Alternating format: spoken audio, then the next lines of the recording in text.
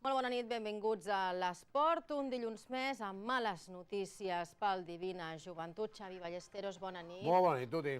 Dotzena derrota per la penya que fa que ho tingui molt més difícil mantenir-se. Sí, allò que dèiem moltes vegades, que les desgràcies normalment, Tuti, malauradament no venen soles, no? I tot el que li està passant a la penya aquest any, jo crec que hi havia una cosa que dius, home, això no pot passar, no? La penya tenia una possessió per guanyar el partit, com a molt anar a la pròrroga, i acabes perdent el partit. Per tant, desgràcia sobre desgràcia, que és de moment el guió d'aquesta temporada. Si et sembla, anem a veure les imatges del partit, perquè el que està clar és que primer semblava tot que seria molt maco, amb la tornada d'Albert Sàbat i Nacho Llobet, l'excapità de penya, amb una penya necessitada i que, a més, creia que era el partit que podia canviar la dinàmica. Aquí veiem el començament del maig amb un tap de Jerome Jordan, amb la Provitola anotant aquest triple, i semblava que el conjunt verd i negre podia posar-se per davant i, per tant, guanyar el partit. Amb aquesta cistella de Giro, la penya es posava 26-25 i a partir d'aquí va haver-hi 4 minuts de col·lapse en el tram final, amb mala sort. Aquí veiem una pilota perduda, l'agafa finalment a Pozas i aclava el triple, i abans del descans 0-12 va ser el parcial de l'Obradoiro. Això va fer que la penya perdés d'11. Va anar retallant la diferència, mica en mica, una miqueta, en parlarem després, amb Ventura capitanejant aquesta reacció i amb Sergi Vidal, 2 de Badalona.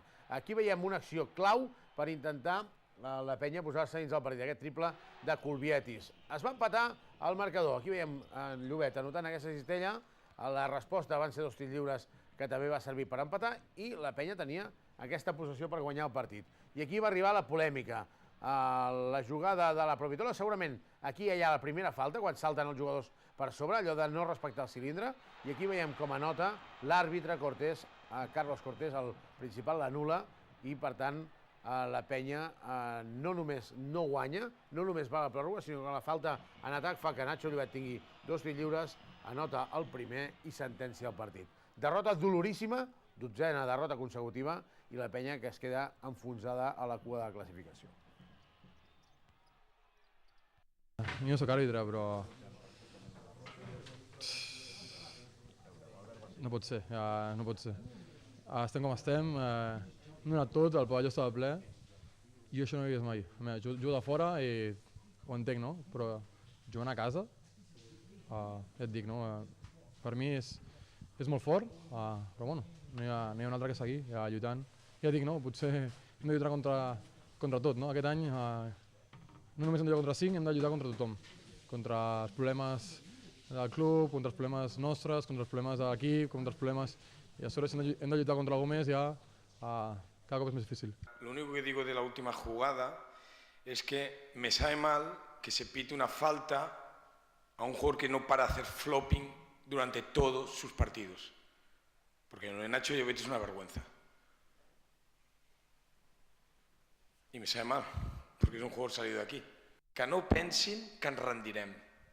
Això ni em coneixen, ni coneixen aquest equip, ni coneixen aquesta institució. Morirem a cada partit. I si quan acabi la temporada hem de fer un resum, doncs ja el farem, no? I no sé quin serà.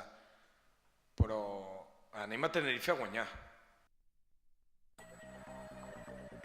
Anem als resultats. València Bàsquet 74, Tenerife 61, Baskonia 91, Gran Canària 66, Unicaja Màlaga 82, Fuenlabrada 86, Andorra 90, Múrcia 70, Bilbao Bàsquet 93, Betis 79, Divina Joventut 62, Obradoiro 63, Zaragoza 81, Real Madrid 96, Burgos 101, Barça 103, Guipúzcoa Bàsquet 101, Estudiantes 91. La classificació: Real Madrid amb 20 victòries i 3 derrotes. Barça, València Bàsquet i Baskonia amb 16 victòries i 7 derrotes, amb 15 victòries i 8 derrotes.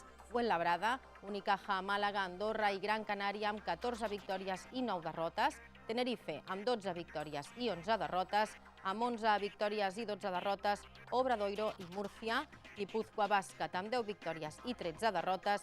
Estudiantes amb 9 victòries i 14 derrotes. Amb 7 victòries i 16 derrotes, Zaragoza i Bilbao Bàsquet. Burgos amb 6 victòries i 17 derrotes. Real Betis amb 5 victòries i 18 derrotes. I Divina Joventut amb 4 victòries i 19 derrotes.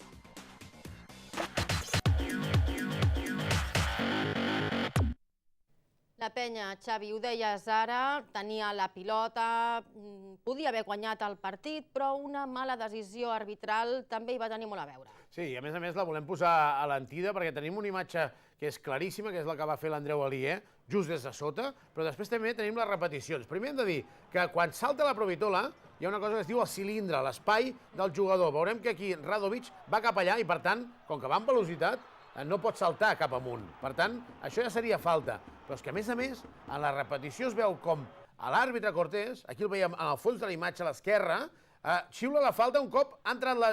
No aquí, sinó quan acaba d'entrar al bàsquet, és quan l'anul·la.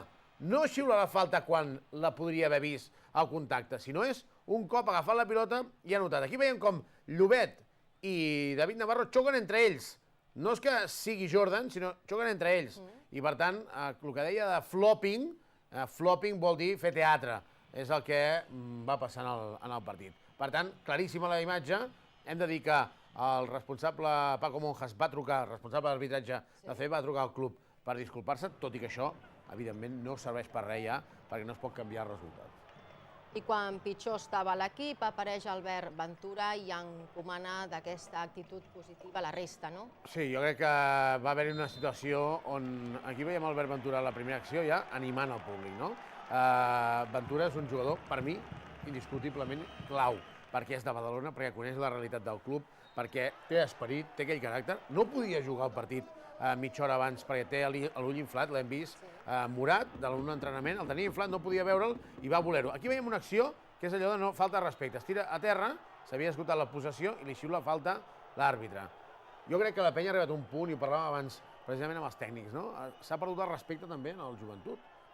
Fins i tot els àrbitres, allò de que amb un nen petit és molt més fàcil ratllar-te que amb un nen gran, no? Perquè no el veuen fort i és més fàcil. No el veuen fort i llavors tothom es veu capaç de fer això. Hem vist la repetició aquesta falta d'aventura? Inexistent, absolutament. I li xiulen falta quan s'havia esgotat la possessió. I la falta aquesta final que val el partit, no?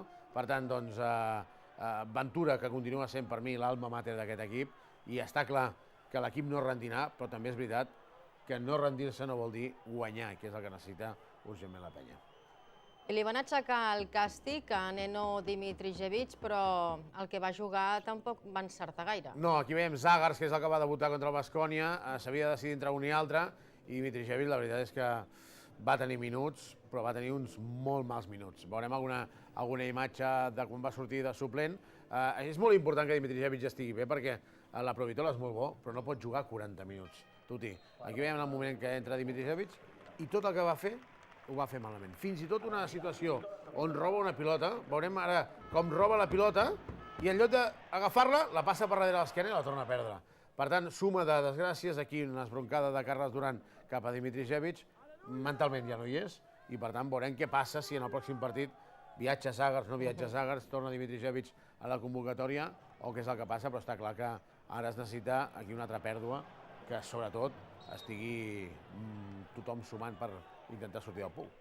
Un altre home, Vidal, que es converteix en el 13è jugador de la història del bàsquet que aconsegueix jugar 600 partits. 600 partits. Tenint en compte que en una lliga normalment hi ha 34 partits de lliga regular, imagina't, 600.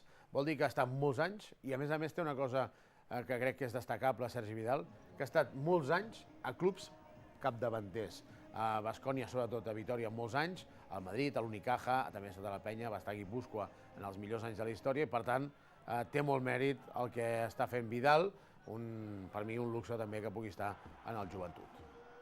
I ara tots els ulls posats de cara a dijous, no?, en aquesta nova Junta General d'Accionistes. Sí, demà s'ha de desencallar en el ple. Esperem que entri d'urgència a l'ordre del dia aquests diners que han d'arribar, i un cop passi això, dijous, recordem que hi ha un tema, el punt que hi ha dintre la Junta General d'Accionistes és dissoldre o no l'entitat. Jo crec que no passarà, avui ha anat l'ETE també a Badalona per intentar ajudar des del govern espanyol, però entre tothom jo crec que econòmicament se salvarà el club, vol dir no dissoldre'l, vol dir no desaparèixer. Una altra cosa és baixar a l'EP, que això no té res a veure, són dos problemes que té ara mateix el joventut. Jo crec que l'econòmic es podrà tirar endavant, l'esportiu jo crec que serà més complicat. Esperem que es prengui la millor decisió pel club, en tot cas. Gràcies, Xavi. Doni records al Ramon, que continua espectacular. 6a victòria seguida i encara continua sense convidar a sopar. Vinga, gràcies, Xavi. Anem amb en Ramon Duran i el futbol.